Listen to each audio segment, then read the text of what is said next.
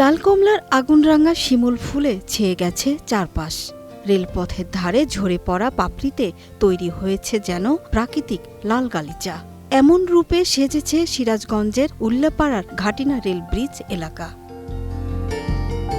লাল শিমুলের বর্ণিল ছটা আর স্নিগ্ধ বাতাসে তৈরি হয়েছে এক স্বপ্নময় আবেশ। শিমুলের রক্তিম সৌন্দর্য দেখতেই প্রতিদিনই ভিড় করছেন দর্শনার্থীরা। কেউ ছবি তুলছেন, কেউ আবার বন্ধুদের সঙ্গে আড্ডায় মেতেছেন। স্থানীয়রা বলছেন সরকার দৃষ্টি দিলে জায়গাটি হতে পারে এক চমৎকার পর্যটন কেন্দ্র। তো অনেক দর্শনার্থী দূর দূরান্ত থেকে আসে, সেরকম আমিও আসছি।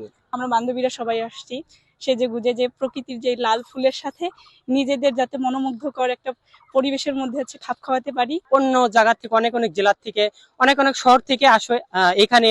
আসলে পর্যটকও আসে, পিকনিকের আগে স্পটও আসলে এখানে, কিন্তু সেরকম এখন নাই। বিষয়টি ভাবনায় আছে বলে জানালেন উপজেলা নির্বাহী কর্মকর্তা। এই মনোরম সৌন্দর্য দেখার জন্য আমাদের উল্লাপাড়া উপজেলার যারা সৌন্দর্য পিপাসু মানুষ আছে তারাও আসে, আবার বাইরে থেকে লোকজনও যখন এই ছবিগুলো দেখে তারাও ছুটে আসে। তো আমরা এখানে একটা বসার ব্যবস্থা করব শীঘ্রই। এই জায়গাটাতে মানুষের যে আকর্ষণ, এত সুন্দর একটা ন্যাচারাল পরিবেশ, এই জায়গাটা আরও কীভাবে এটা সুন্দর করা যায় এই বিষয়ে আমরা সার্বিক ব্যবস্থা গ্রহণ করব। শিমুল বাগানটি ঘিরে স্থায়ীভাবে একটি পর্যটন কেন্দ্র গড়ে উঠলে বহু মানুষের কর্মসংস্থান হতে পারে বলে মনে করেন স্থানীয়রা।